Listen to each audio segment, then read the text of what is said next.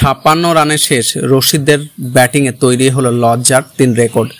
দক্ষিণ আফ্রিকার বিরুদ্ধে 56 রানের ইনিংস শুধু রশিদ খানদের প্রতিযোগিতা থেকে ছিটকে দিল তাই নয়, তৈরি হলো লজ্জার 3 রেকর্ড। টি-20 বিশ্বকাপের ইতিহাসে সেমিফাইনালে সবথেকে কম রানের ইনিংস এটাই।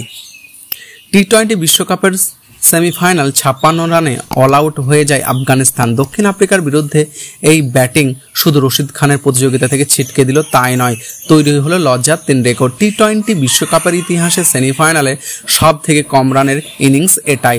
টস জিতে প্রথমে ব্যাট করার সিদ্ধান্ত নিয়েছিলেন রশিদ। ত্রিনিয়ানদের পিচে বল হাতে দাপট দেখালেন দক্ষিণ আফ্রিকার পেসাররা। প্রথম ওভারে রহমতুল্লাহ গুরবাজ আউট হয়ে যান।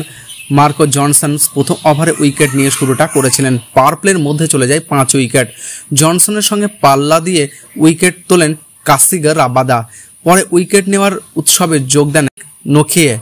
পেসারদের দাপটে মাঝে 3 উইকেট তুলে নেন স্পিনার। আফগানিস্তানের ইনিংস শেষ হয়ে যায় 56 রানে। এটা টি-20 ক্রিকেটে আফগানিস্তানের সবথেকে কম রানের ইনিংস। 2014 সালে বাংলাদেশের বিরুদ্ধে 72 রানে অল আউট হয়ে গিয়েছিল আফগানিস্তান। সেটাই এতদিন আফগানদের সবথেকে কম রানের ইনিংস ছিল। বৃহস্পতিবার সেই রেকর্ড ভেঙে গেল।